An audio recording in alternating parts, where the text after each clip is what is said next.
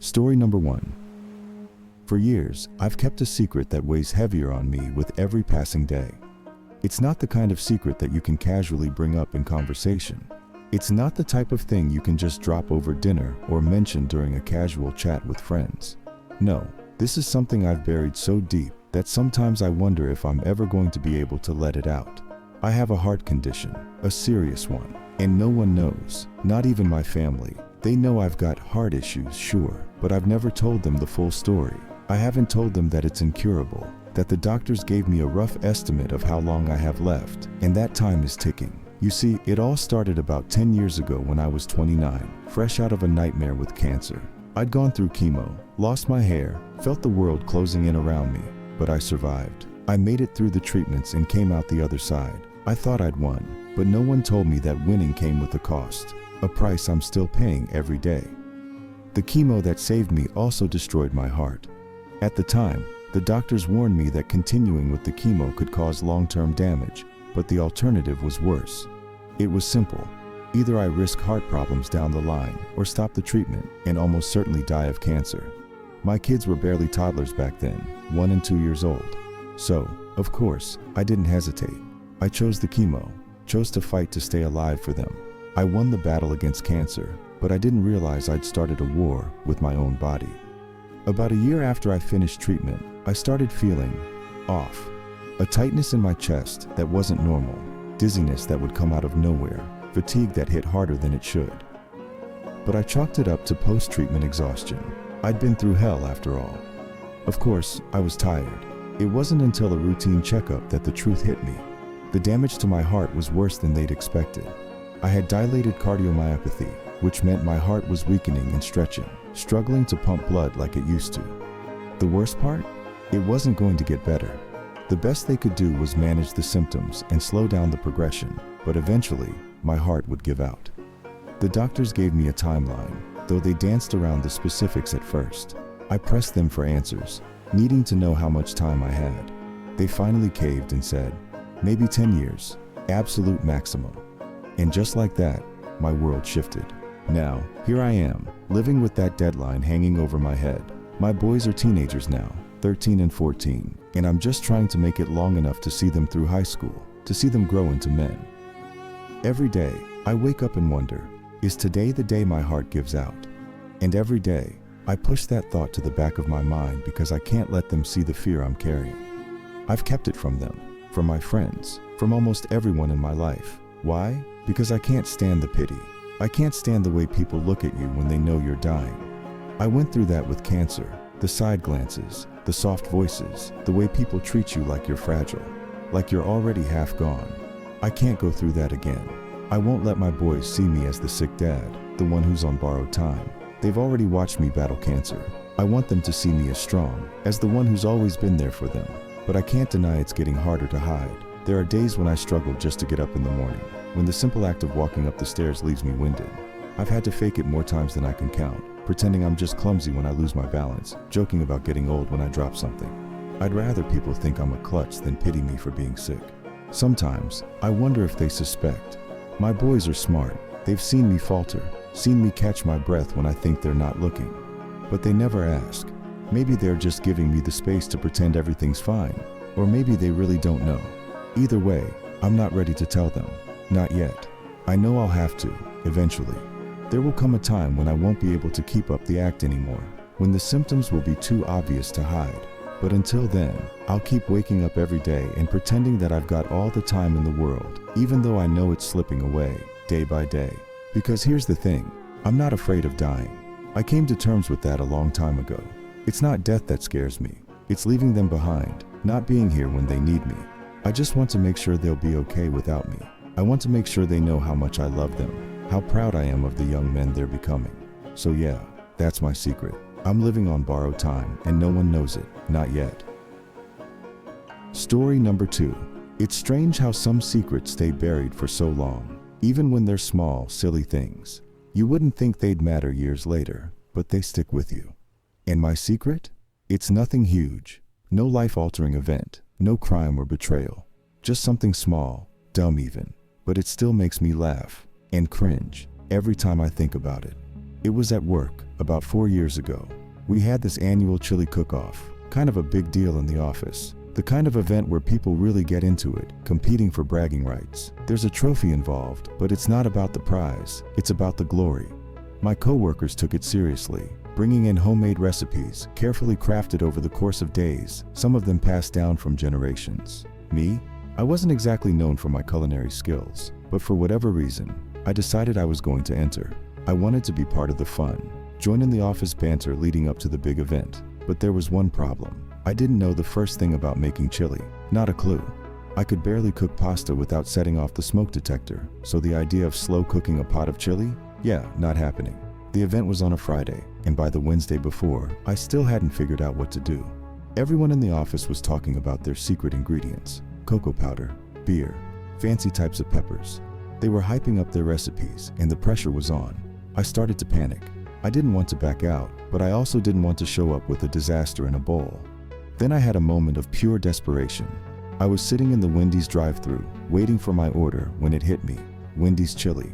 You know, the kind you get with your burger and fries? It wasn't the most gourmet option, but people loved it, right? And best of all, it was already made. So here's what I did. I ordered the largest batch of chili they could give me, multiple cups, all packed to go. I rushed home, dumped it into a crock pot, and threw in a couple of spices I found in the back of my cabinet, just to make it seem like I'd added my own twist. I even mixed in a can of beans for good measure. Once it was all stirred up, it looked legit. On the day of the cook-off, I showed up with my crock pot, feeling like a complete fraud. People were walking in with these huge pots, talking about how long they'd spent perfecting their recipes. While I was standing there with fast food chili disguised as my own, I tried to keep a low profile, setting up in the corner and avoiding too much conversation. But here's the thing, I won. Well, second place. But that was enough to throw me into a spiral of guilt.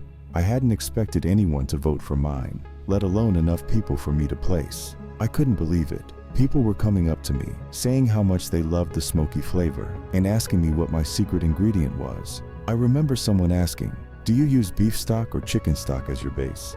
I had no idea what to say, so I just shrugged and said, "Oh, it's a family recipe."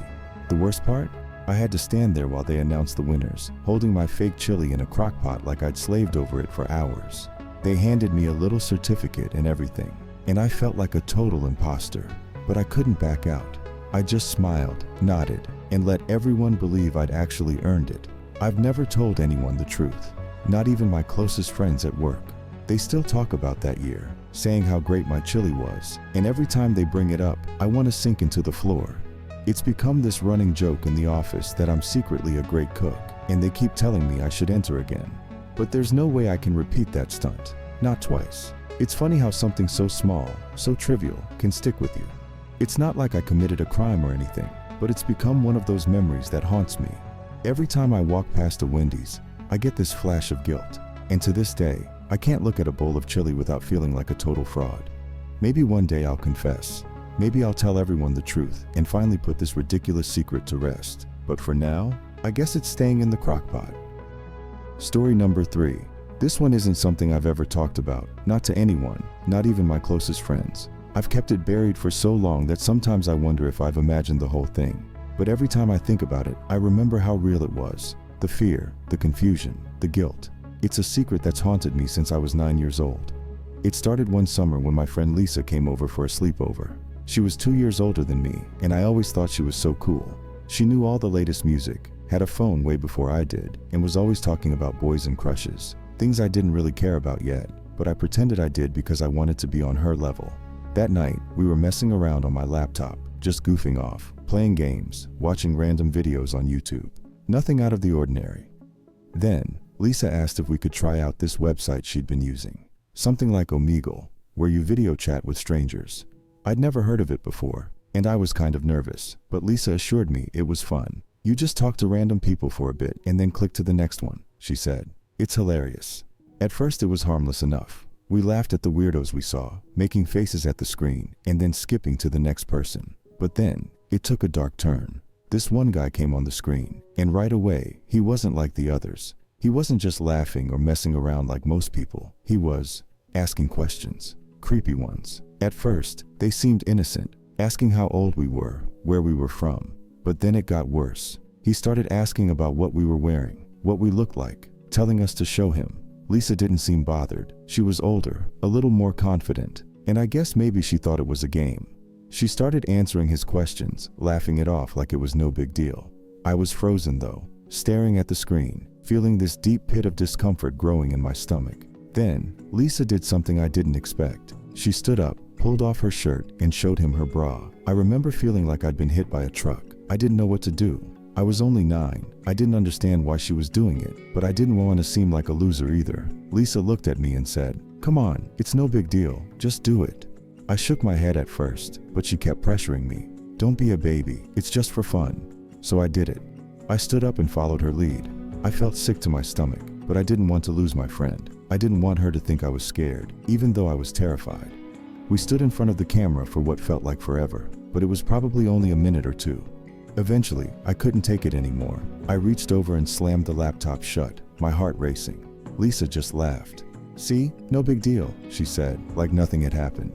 But something had happened. I could feel it deep inside, this awful sinking feeling that I'd done something wrong, something I couldn't take back. A few weeks later, I got a message on the same site. It was from the guy. My blood ran cold when I saw his username pop up in my inbox.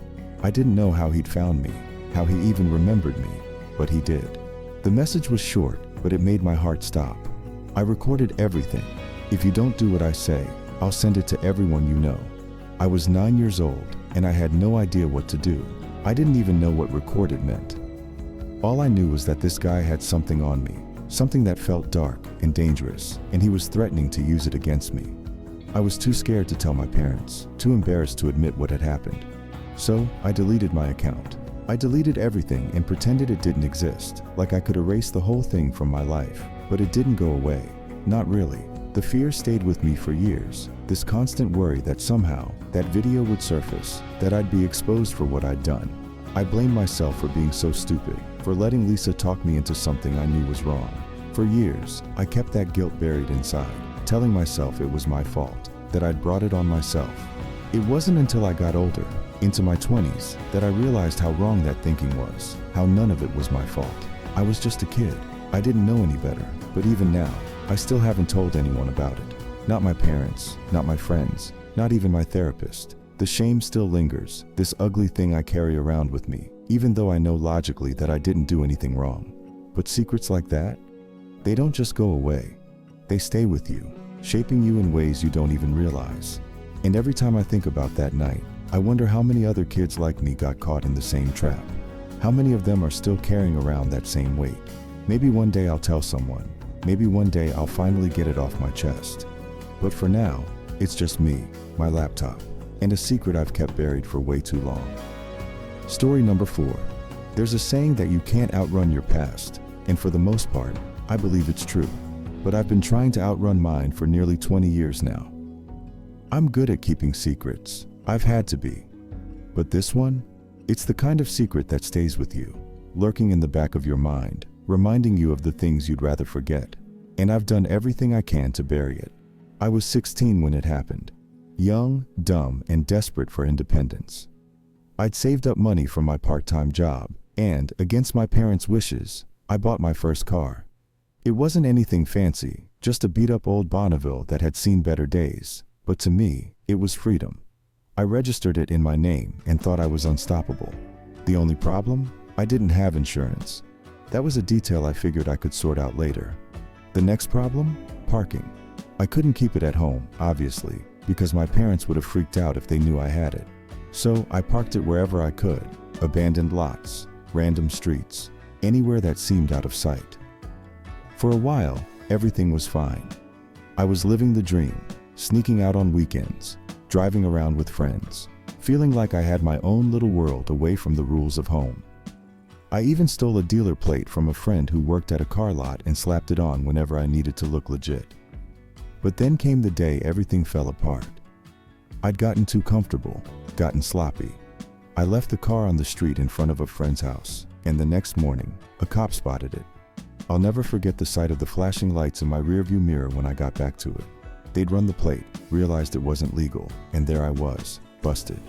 My parents were furious. I had to make the car legal, get insurance, the whole deal. They chewed me out for hours, grounding me for what felt like the rest of my life. But as mad as they were, I could handle the punishment. That wasn't the worst part. The worst part is what I've never told anyone. A few months after I'd gotten the car all sorted out, I was supposed to visit my grandma. She lived a couple of hours away, and I'd promised her I'd come up for the weekend. I was really close to her, especially after my grandpa died. She was one of the kindest, sweetest people I'd ever known, and she loved seeing me. So, I told her I'd be there Saturday morning. Except, I wasn't. Friday night, some friends convinced me to go to a party instead. "You can drive up Sunday," they said. "What's the big deal?" So I went to the party, thinking I'd just push my visit back a day. What I didn't expect was the message I got the next morning. It was from Grandma, left on my voicemail. "Hey sweetheart, I was really looking forward to seeing you today. I made your favorite cookies and everything. I hope nothing's wrong.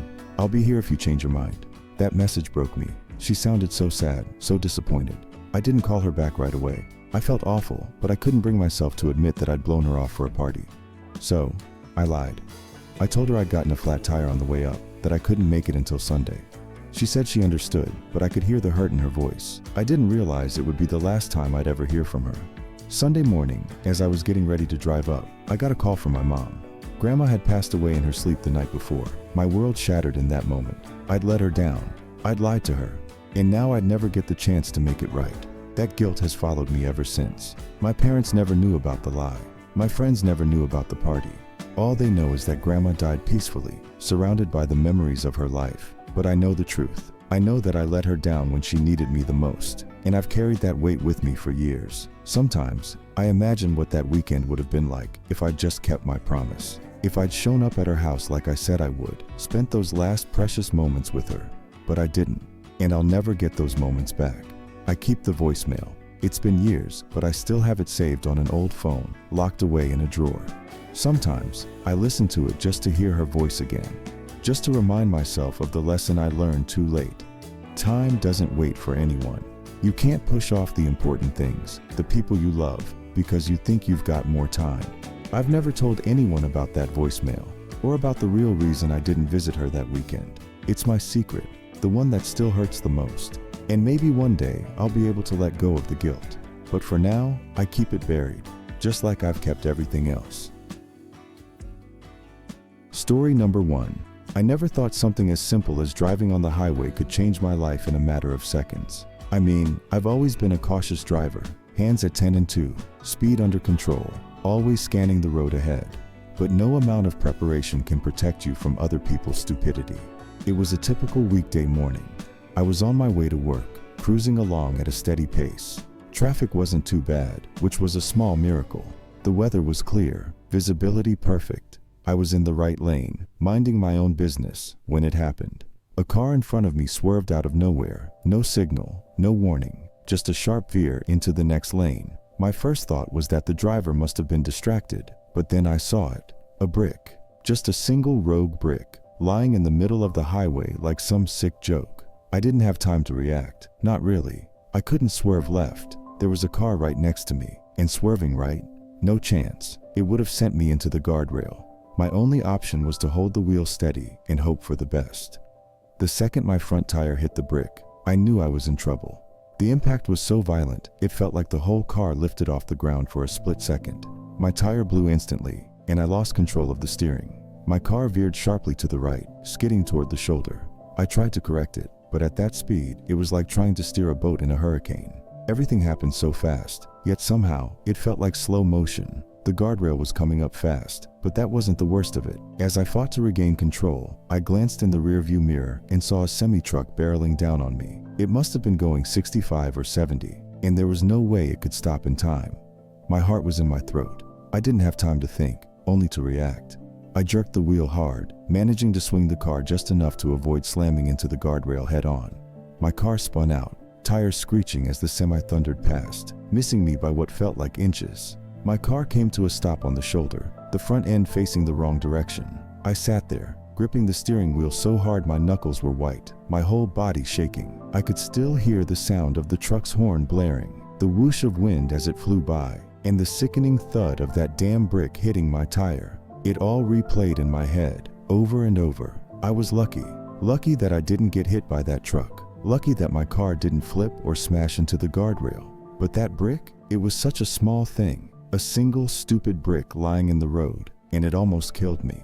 I never realized how quickly something so mundane could turn deadly. You think of highway dangers as big things, speeding, reckless drivers, bad weather, but sometimes it's the little things you don't expect that can change everything in a split second. Since that day, I've become hyper-aware when I drive, constantly scanning the road for any sign of debris. I keep a firm grip on the wheel, ready to react at a moment's notice, because I know now how fragile that sense of control really is. It only takes one small object, one split second of bad luck, and everything can go horribly wrong. That brick wasn't supposed to be there, but it was, and it almost cost me my life. Story number 2. It's funny how a seemingly normal day can turn deadly in the blink of an eye. I always thought I was careful, kept my wits about me, paid attention to my surroundings. But that day, I learned how fast things can spiral out of control, and how something as simple as water can become a killer. It was supposed to be a fun day on the lake. My friends and I had rented a cabin near the shore for a weekend getaway, barbecuing, swimming, kayaking, the works. The sun was shining, the water looked calm, and everything seemed perfect. It was exactly what we needed after months of stress from work. I've always been a strong swimmer. Grew up near the water, spent summers at the pool or by the beach, so I never had much fear when it came to being in the lake. That morning, we all decided to take the kayaks out for a spin, just paddling around, enjoying the quiet. After about an hour, the wind started picking up. Nothing crazy at first, just a few gusts here and there. But then, out of nowhere, the water went from calm to choppy. I remember thinking it was weird how quickly the lake had changed, but I wasn't worried. I figured we'd just paddle back to shore and call it a day. Except it wasn't that simple. The wind kept getting stronger, and before we knew it, the waves were tossing the kayaks around like toys. I could barely keep mine steady, and every time I tried to paddle forward, the current pushed me back. It was like the lake had turned against us. That's when things went south. One of the guys, Brian, lost control of his kayak. A wave slammed into him, flipping his kayak over. He was thrown into the water, and for a second, I didn't even see him resurface. Panic set in as I paddled toward him, but the wind and waves were making it almost impossible to get close. I finally spotted him. He was struggling, trying to flip his kayak back over, but the waves kept battering him. I paddled as hard as I could, my arms burning from the effort, but no matter how close I got, it felt like the current was pulling me away from him. He was starting to panic, and the more he struggled, the worse it got. "Brian," I shouted, trying to get his attention. "Stop fighting the water. Float on your back." He didn't hear me. The wind was too loud, the waves too strong. I was still about 10 feet away when I saw him go under again. This time, he didn't come up. I abandoned my kayak and dove into the water. The shock of the cold hit me immediately, but I pushed through it, swimming as hard as I could. When I reached the spot where I'd last seen Brian, I dove down, my heart racing. The water was murky, and I couldn't see a thing. My lungs burned as I searched frantically, my hands grasping at nothing.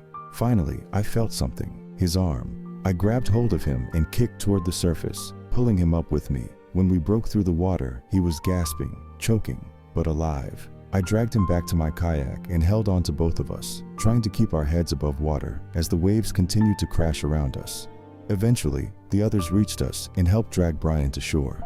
By the time we got him back onto land, he was coughing and shivering, but he was okay. We were all shaken, exhausted, but alive.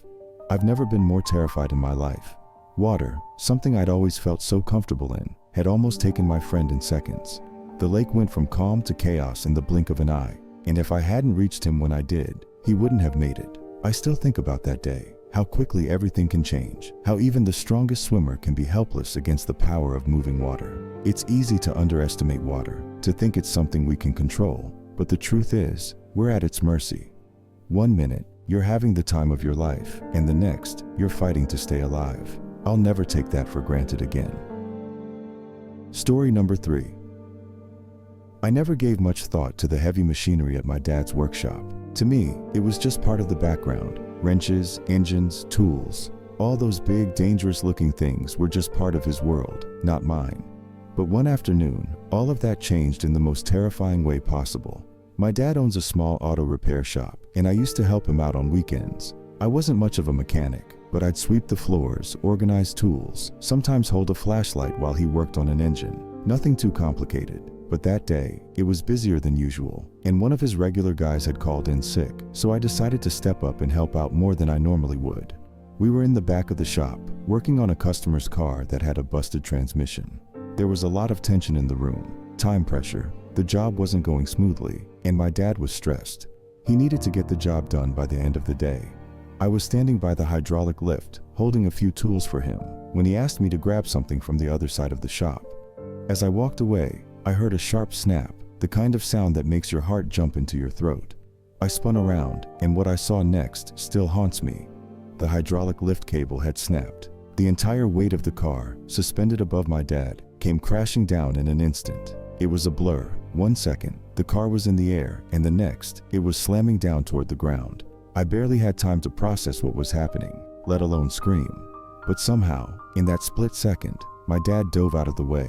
He rolled to the side, his body just missing the massive hunk of metal by inches. The car hit the floor with a deafening crash, the sound of metal on concrete reverberating through the shop. My heart was pounding so hard I could feel it in my throat. My legs felt like jelly, and I couldn't move. I just stood there, frozen, staring at where my dad had been working moments before. He lay on the ground, covered in grease and dust, breathing heavily but alive. I ran over to him, my hands shaking, and helped him sit up. He had a few scrapes, and his shirt was torn, but he was okay. It felt like a miracle. A few seconds later, and the car would have crushed him.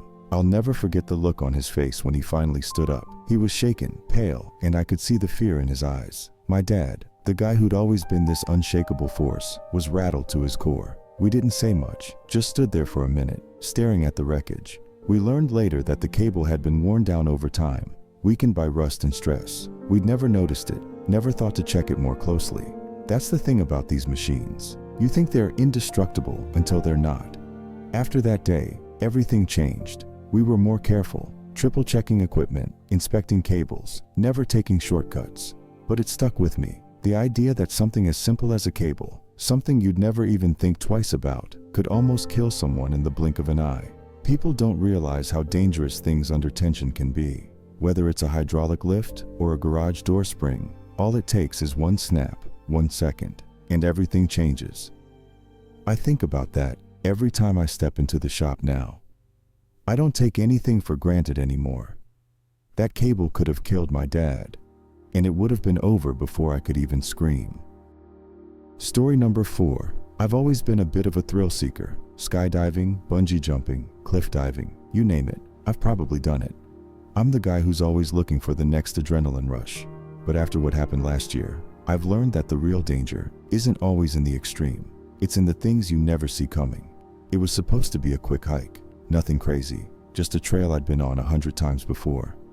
My friend Jake and I had planned to hit the trail early, get some miles in, and be back home before noon. The weather was perfect, cool breeze, sunny skies, and the trail was dry. It was the kind of day that makes you feel invincible, like nothing bad could possibly happen. We were about halfway through the hike, on a part of the trail that snaked around a steep cliffside. It wasn't particularly dangerous, but there were spots where the path narrowed, and you had to be careful where you stepped. I'd been on this trail so many times though, I could practically walk it with my eyes closed. As we rounded a bend, Jake spotted something off the trail, an old rock formation. He wanted to check it out, maybe climb to the top for a better view. I wasn't so sure. The formation looked unstable, like it had been worn down by years of wind and rain, but Jake was insistent. He started scrambling up the rocks before I could say anything. I stood at the bottom, watching him climb, a nagging feeling tugging at the back of my mind. Something about the rocks looked wrong. They were jagged and loose, shifting under Jake's weight as he made his way up. But he was halfway to the top by then, and I didn't want to be the guy who ruined the fun. So, I stayed quiet and watched. He was almost at the top when it happened. I heard the crack before I saw it. A deep, rumbling sound like the earth itself was splitting open. I looked up just in time to see the rocks under Jake's feet give way. The whole formation shifted, and suddenly, Jake was free-falling. He landed hard, about 10 feet from where I stood. The impact was sickening. I ran over to him, my heart racing, expecting the worst. He was conscious but groaning, clutching his leg. When I looked down, I saw why. His leg was bent at a horrifying angle, bone pushing against the skin, threatening to break through. He was pale, his face contorted in pain. I knew we had to get him help, fast, but we were miles from the trailhead, and there was no cell service out here. Panic started to set in, but I forced myself to stay calm. I told Jake to hang on, that I'd figure something out, but inside, I was freaking out. He couldn't move, and if I didn't act quickly, the situation could get a lot worse. I ended up having to leave him there. It was the hardest decision I've ever made, but I had no choice. I ran back down the trail as fast as I could, my lungs burning, every second feeling like an eternity. When I finally got close enough to get a signal, I called 911 and gave them our location. I remember pacing, hands shaking, waiting for the rescue team to arrive, praying they'd get there in time. When they finally did, they told me how lucky we were. Jake's leg was shattered, but he hadn't hit his head, and there was no internal bleeding. If he had fallen just a little further, or if I hadn't gotten help when I did, the story could have ended very differently. It wasn't the thrill-seeking that almost killed him. It was a simple, stupid mistake. Stepping on loose rocks without thinking, underestimating the danger of something that seems so harmless. I've climbed higher, done crazier things, but that was the day I realized how fragile life can be. Now, when I hike, I'm careful. I watch where I step, double-check my surroundings, and I don't take unnecessary risks. Not because I'm scared of danger, but because I've learned that it's the small, overlooked things that can catch you off guard. The things that kill you in seconds aren't always the ones you see coming. Sometimes they're right under your feet. Story number 5. You wouldn't think a quiet night in your own home could turn deadly, but it can. I learned that the hard way last winter, and it still makes my skin crawl to think about how close I came to not waking up at all. It was one of those brutally cold nights in January, the kind where the air is so cold it feels like it's biting you, and everything outside is frozen solid. My furnace had been acting up for a few days, so I wasn't taking any chances. I bought a portable space heater to use in my bedroom to keep warm through the night. Seemed like a simple enough solution, right? I'd always been careful with things like that. I made sure to keep the heater away from anything flammable, double-checked that the cords were in good shape, and set it to a moderate temperature. Nothing too hot, nothing that would overwork the thing. I figured it was safe. I'd used space heaters before without any issues. That night, I fell asleep easily, the soft hum of the heater in the background and the warmth wrapping around me like a blanket. I didn't have a care in the world, just happy to be warm in the middle of a freezing night. But at some point in the early hours of the morning, something woke me up. At first, I wasn't sure what it was. I felt off, groggy, but not in the usual way. It wasn't the kind of tired where you want to roll over and go back to sleep. It was heavy, like I couldn't quite shake the fog from my brain. My head was pounding, and there was this weird taste in my mouth, almost metallic. I tried to sit up, but it was like my body didn't want to cooperate. Then, I smelled it. It wasn't smoke, not exactly. It was more like a faint, burning odor, like something was smoldering but hadn't quite caught fire. My heart started racing. I looked over at the space heater, and that's when I saw it. Sparks. Tiny sparks were flickering out of the bottom, and there was a small, dark burn mark on the carpet beneath it. I jumped out of bed so fast, I nearly tripped over my own feet. My legs felt like jelly, and my head was swimming, but the adrenaline kicked in hard. I yanked the plug out of the wall and dragged the heater into the bathroom, dumping it into the bathtub before it could do any more damage. The whole room smelled like burning plastic, and my throat was scratchy, like I'd been breathing in something toxic for hours. I opened all the windows, even though it was freezing outside, and just sat on the edge of the tub, shaking. My head was still spinning, and I realized I'd been this close, to something way worse than a burn mark on the carpet. The heater had shorted out, overheated, most likely, and nearly caught fire while I was asleep. But the worst part? It wasn't just the fire hazard, it was the carbon monoxide. That weird, heavy feeling I'd had when I woke up? That wasn't just exhaustion, it was carbon monoxide poisoning. The heater had been slowly filling my room with the gas for hours, and if I hadn't woken up when I did, if my body hadn't screamed for air, I probably wouldn't have woken up at all. I didn't even have a carbon monoxide detector in my room.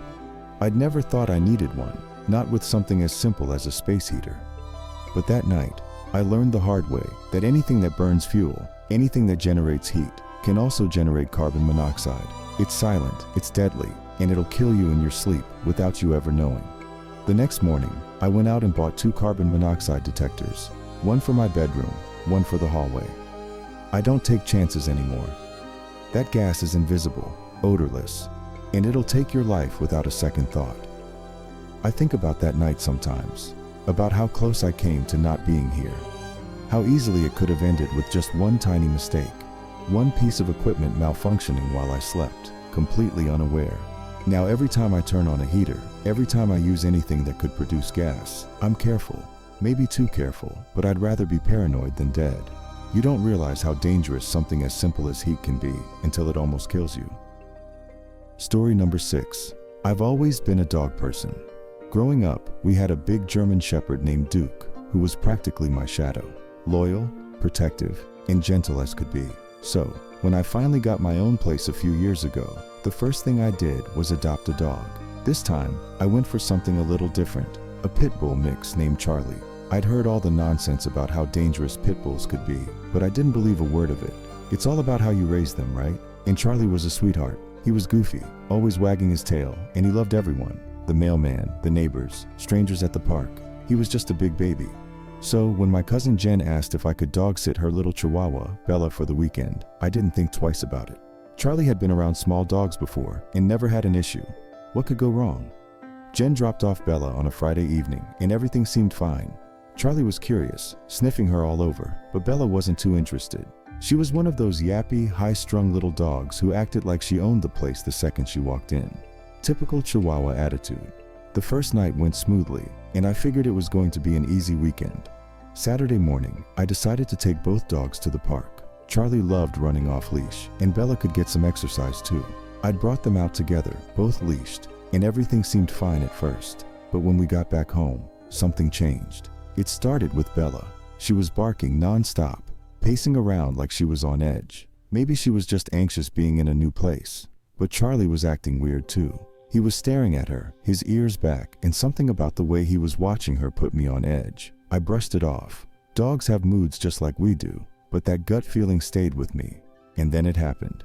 I was sitting on the couch, scrolling through my phone, when I heard a low growl. Not the playful kind either. This was deep, from Charlie's chest. I looked up just in time to see Bella dart across the room toward his food bowl, like she owned the place. I didn't think much of it. Charlie had never been food aggressive, but the second she got close, Charlie lunged.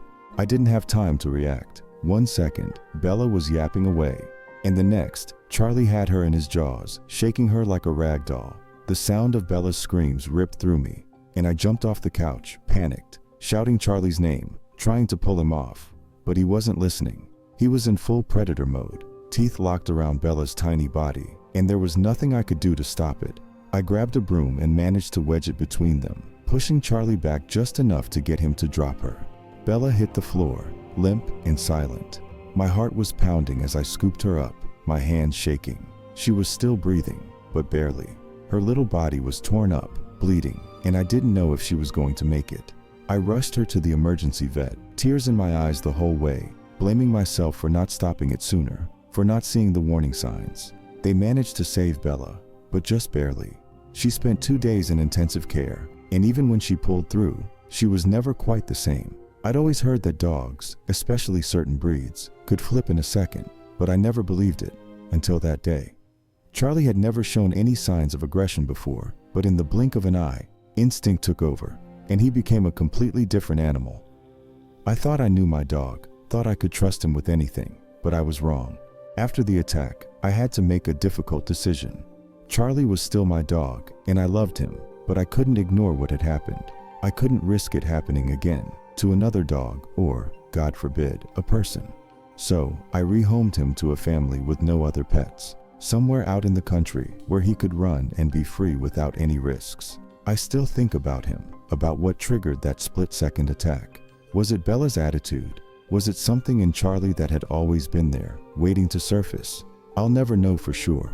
But what I do know is that even the sweetest, most well-trained dog can turn in an instant. It's something you never expect until it's too late. You always hear that it's not the breed, it's the owner. But the truth is, with animals, you never fully know. And in 1 second, a situation can go from peaceful to deadly. Story number 1. There's a theory I heard once that still keeps me up at night, and it's not even one of those grand, world-altering conspiracies. No. It's about something that hits much closer to home, about how our devices are always listening.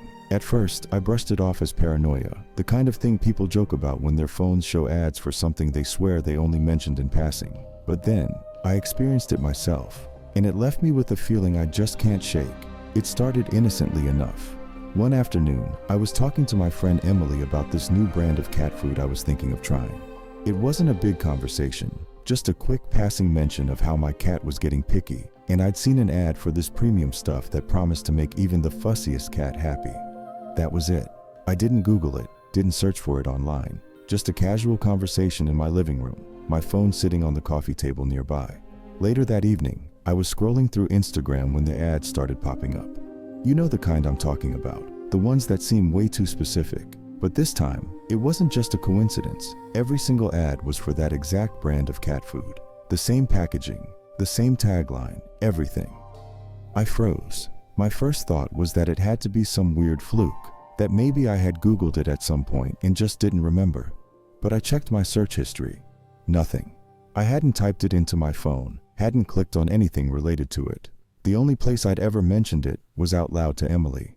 That's when I started thinking back to all the other times this had happened. Those weird moments when my phone seemed to know what I wanted before I did. New shoes I'd been thinking about buying. A vacation destination I'd casually mentioned. Even random household items I'd talked about while hanging out with friends. All of them showing up in my feed like my phone had been eavesdropping the entire time. The more I thought about it, the more unsettled I became. It wasn't just the ads. There were times when I'd been mid-conversation, and my phone's voice assistant would randomly chime in, even though I hadn't said its trigger word.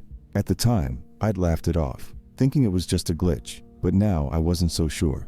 Was my phone listening to everything? And if it was, what else was it picking up? I started digging into the idea that our phones and devices are always listening, not just for voice commands, but for everything we say.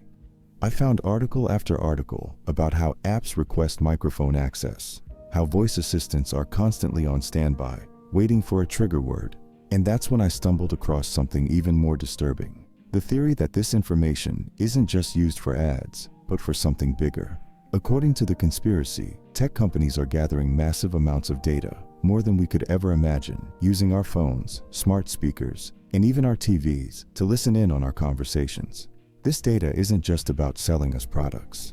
The theory goes deeper, suggesting that governments and corporations are working together, using this information to profile us, predict our behavior, and control what we see, hear, and even think. It's all done under the guise of convenience, personalized ads, better recommendations, but in reality, it's about control. The more I read, the more I started to feel like I was being watched. Like every word I said was being cataloged, analyzed, and used against me. It sounds ridiculous, I know, but once you start noticing how often it happens, you can't unsee it. Every time my phone buzzed with a new ad or suggestion, I felt a chill run down my spine. The worst part is, I couldn't escape it. Everywhere I went, my phone was with me. Even turning off the microphone access didn't seem to help. I'd hear stories of people who'd done the same thing, only to still see those eerily targeted ads. It was like the machines had become so deeply embedded in our lives that there was no getting away from them. I started to feel paranoid, like I couldn't trust my own devices. I even began leaving my phone in a different room when I had private conversations, but it didn't help.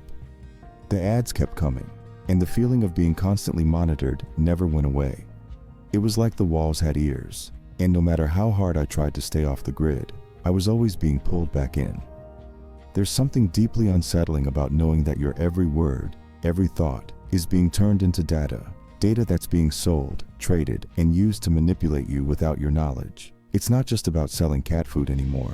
It's about how much power we've given away without even realizing it. I still use my phone, of course. I haven't thrown it out the window or gone full tinfoil hat, but every time I see an ad that's a little too on point, I wonder how much of my life is truly private, and how much of it is being silently recorded and used by forces I'll never fully understand. Story number 2. There's a theory I came across once, something I hadn't thought much about until it hit too close to home. It's the idea that when people vanish, completely disappear without a trace, it's not always just a random accident or foul play. Sometimes, it's something much more sinister. I didn't really believe in any of that at first. I mean, people go missing, sure, but there's always an explanation, right? Except when it happens to someone you know, and there's no explanation at all. It was 2 years ago when my friend Ryan disappeared. We'd been best friends since high school, inseparable really. We didn't talk every day once we got older, but we always stayed in touch. Ryan was one of those people who loved being outdoors, hiking, camping, exploring. It was his thing. So, when he decided to take a solo hiking trip up north, I wasn't surprised. He'd done it a dozen times before. What could go wrong? The plan was simple. He'd spend a few days hiking through a national park, camp out, then come back to town for a beer and to catch up. He texted me the night before he left, saying he was stoked for the trip and that he'd see me when he got back. But he never came back. At first, I thought he'd just lost service or decided to extend his trip. That was Ryan. He'd go off the grid for a while and come back with stories about the wild. But days passed and I didn't hear anything. His family started to worry, and eventually they called the park rangers to check his last known location. When they found his campsite, everything was untouched: his tent, his gear, even his food. It was like he had just walked away and never came back. No signs of a struggle, no tracks leading anywhere, just gone. The official search went on for weeks. They sent out teams with dogs, helicopters, everything, but they found nothing. No body, no clues, nothing to suggest what had happened to him. It was like he'd vanished into thin air. The authorities chalked it up to a freak accident. Maybe he'd gotten lost or hurt himself. But I couldn't shake the feeling that there was more to it than that. That's when I started reading about these disappearances. People going missing in national parks, remote forests, or wilderness areas without a single trace left behind. Hundreds, maybe thousands of cases. The more I read, the stranger it all seemed. These weren't just ordinary missing persons cases. In many of them, people's belongings were left in pristine condition, just like Ryan's. Some of the bodies that were found were miles away from where they'd disappeared, in areas that didn't make sense, sometimes places they couldn't have reached on foot. Then I came across the theory, the one that really got under my skin. It suggests that something is out there in the wilderness. Not animals, not human predators, something else. Something ancient, powerful, and capable of taking people without a trace. The stories range from creatures to hidden underground societies, to portals that open up in certain areas of the world, swallowing people whole. It sounds insane, right? Like the plot of a bad sci-fi movie. But after what happened to Ryan, I couldn't shake the feeling that maybe there's something to it. I kept digging, obsessing over the details. Some say the government knows about it but covers it up, labeling these disappearances as unexplained or natural accidents to avoid panic. There are theories that certain parts of the wilderness are marked as no-go zones, places where people vanish without warning. The park rangers never talk about it, but if you look hard enough, you'll find stories from those who've worked in national parks, warning people to stay away from certain trails, certain mountains, certain valleys. The weird part? Many of these places line up with areas where people like Ryan have disappeared. I went back to where Ryan's campsite had been. I know it sounds crazy, but I needed answers. I retraced his steps, hiked the same trail, even camped out for a night in the exact spot where they'd found his gear. I didn't really expect to find anything, but I hoped maybe I'd feel something, some connection, some clue as to what had happened to him. The night I spent there was the eeriest of my life. I don't scare easily, but that night, I felt watched. The forest was too quiet. No wind, no animal sounds, nothing. It was like the woods were holding their breath, waiting for something to happen. I didn't sleep much. Every little noise sent my heart racing, and even though I didn't see anything, I felt it. The same feeling you get when someone's standing behind you, just out of sight. When I left the next morning, I couldn't shake the thought that maybe Ryan hadn't gotten lost. Maybe he hadn't had an accident. Maybe he'd walked too far into one of those places you're not supposed to go. A place where things happen. I still don't know what to believe. The rational part of me wants to write it off as a tragic accident, a freak occurrence that can't be explained. But there's another part of me, the part that can't let go of the strange circumstances, the unexplained details, the eerie quiet of that forest, that believes something took him, something that hides in the wilderness, waiting for people to wander too far. And the scariest part? If it could happen to Ryan, it could happen to anyone. Story number 3. I didn't used to believe in much beyond what I could see. The whole idea of shadow governments or secret societies pulling the strings from behind the scenes always seemed like something out of a bad thriller. But then I started hearing whispers about a group so hidden, so powerful, that most people don't even know they exist. They call themselves the Architects, and the deeper I dug into their existence, the more I wished I hadn't. It started with a job offer, one that seemed way too good to be true. I was fresh out of college, struggling to find work in my field. One day I got this email from a company I'd never heard of. some sort of high-end consulting firm. They said they'd seen my resume and were interested in bringing me on for a special project. They were vague on the details, but the salary they were offering, it was almost double what I'd expected for an entry-level position. And they didn't ask for an interview, just a brief online form, a personality assessment, and that was it. Something about it felt off. No one gets hired this easily, right? But I was desperate, and the money was too good to pass up. So I filled out the forms and sent them back, figuring I'd see where it led. The next day, I got a call. It wasn't even from a recruiter, just some guy who said his name was Mr. Gray. No first name, just Gray. "Congratulations," he said, his voice smooth and professional, but with this undertone that gave me chills. "We'd like to bring you in. You'll be working on something very important. Report to the address in the email tomorrow. Do not be late." I remember looking at the email again, my stomach tightening.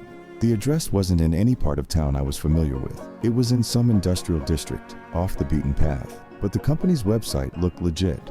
There was nothing overtly suspicious, but something about Mr. Gray's voice stuck with me, like he knew more than he was letting on. The next day, I made my way to the address, and the moment I pulled up, the feeling in my gut told me I shouldn't be there. The building was nondescript, just a gray windowless structure with no signage. I almost turned around, but the curiosity, the need to know what was really going on, got the better of me. So, I went in. Inside, everything was stark and minimalist. No reception desk, no employees milling about, just white walls, dim lighting, and an elevator at the far end of the room. There was no directory, no explanation of where to go, but somehow, I knew I was supposed to take the elevator. I pressed the button, and the door slid open immediately, like it had been waiting for me. The elevator didn't stop at any floors, it just went down, deep underground. I lost track of how many levels we passed. It was unsettling, the feeling of being pulled further and further into something I didn't understand. When the doors finally opened, I stepped into a long hallway. At the end of it stood Mr. Gray. He greeted me with a smile, but it didn't reach his eyes. He led me into a room that looked like a conference center, with sleek furniture and a massive screen mounted on the wall. There were others in the room, men and women, all dressed in sharp black suits. They barely glanced at me, their expressions unreadable. "Welcome," Mr. Gray said, standing at the head of the table. "You've been selected for a very specific reason. We control the future. The world doesn't know we exist, but we are the ones who shape what happens next." I laughed, thinking it was some elaborate corporate metaphor, but no one else laughed. The air in the room felt heavy, oppressive, like the walls were closing in. Gray continued, explaining how their organization, the architects, had their hands in everything: politics, finance, even technological advancements. They claimed to decide which governments would rise and fall, which innovations would succeed or fail, and even which wars would be fought, all in the name of maintaining balance. I tried to play along, nodding as if I understood, but inside, I was starting to panic. This wasn't just a consulting job. This was something darker, something far beyond what I'd signed up for.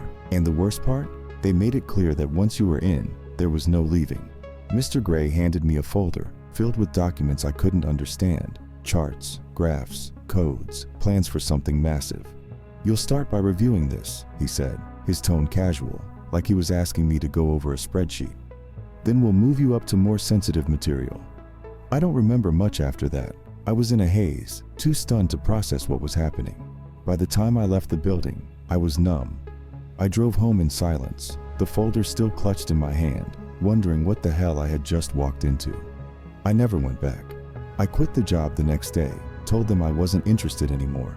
But it wasn't that easy. They kept calling. Emails flooded my inbox. I blocked every number, every email address, but they always found a way to reach me. And then the real fear set in. People started watching me. I'd see the same car parked outside my apartment at night, the same man standing across the street from my office during the day. Whenever I left the house, I felt eyes on me. I tried to tell myself I was imagining things, that it was all in my head, but the feeling wouldn't go away. Then, one night, I found a note slipped under my door. No signature, no explanation, just 4 words, scrawled in neat black ink. "You can't escape us." That's when I left the city. I packed up everything I could fit in my car and moved across the country, changed my number, deleted all my social media accounts. I disappeared as best as I could, but sometimes I still see them. A car that follows me a little too long, a man in a suit standing just a bit too still on the corner. I know they're still out there, watching. And no matter how far I run, I'll never be free of them. Story number 4. I used to laugh at conspiracy theories. You know, the usual stuff. Aliens, Bigfoot, shadow governments. They all seem too far-fetched, too ridiculous to be true. But there's one theory that I heard a few years back that still gives me chills. And not just because of what it says, but because of what I saw. The theory is simple. Not everyone you see is human. Some people, maybe even people you know, aren't people at all. There's something else, something hiding in plain sight. I first heard about it from my friend Mark. He'd gone deep into conspiracy forums, and at first, I thought it was just one of those internet rabbit holes he was falling down. He told me about the others, as he called them. Beings that look human, act human, but aren't. They blend in perfectly, but they have a different agenda. No one knows where they come from or why they're here. Some say they're alien. Others think they're some sort of advanced AI. But the point is, they're here, living among us. I rolled my eyes and told him he'd been watching too much late-night TV. Come on, man, you really think there's a secret race of people hiding in plain sight? I asked. He didn't say anything, just looked at me with this strange intensity and said, "One day, you'll see." And I did. It happened about 6 months after that conversation. I hadn't thought much about it since, chalking it up to another one of Mark's wild theories. But one night, I was coming home late from work. It was around 2 a.m., and my neighborhood was dead silent. You know that kind of eerie stillness that feels unnatural? Yeah, that's how it was. No cars on the street, no people around. Just me and the cold night air. As I pulled up to my apartment building, I saw someone standing on the sidewalk across the street. A woman. She was standing completely still, staring straight ahead, not moving an inch. At first, I thought she was just waiting for a ride, or maybe having a smoke break, but something about her posture caught my attention. It was too rigid, too unnatural. I parked my car and watched her for a second, trying to shake the uneasy feeling creeping up my spine. Then she did something that froze me in place. Without warning, she turned her head, not her body, just her head, slowly, like a machine, and looked directly at me. Her eyes locked onto mine, and I felt a wave of cold run through my body. I can't explain it, but there was something wrong with her eyes. They looked human, sure, but there was nothing behind them. No emotion, no recognition. Just empty blank stares. She held my gaze for what felt like an eternity, and then, just as suddenly, she turned her head back and resumed her statue-like stillness, staring straight ahead again. I should have just gone inside. I should have brushed it off as some weird encounter, maybe just someone high or drunk. But my curiosity got the better of me. I couldn't shake the feeling that something was off, so I decided to walk closer, just to see if I could figure out what her deal was. As I crossed the street, she didn't move, not an inch. I could hear the sound of my own footsteps echoing off the empty street, but she stayed perfectly still.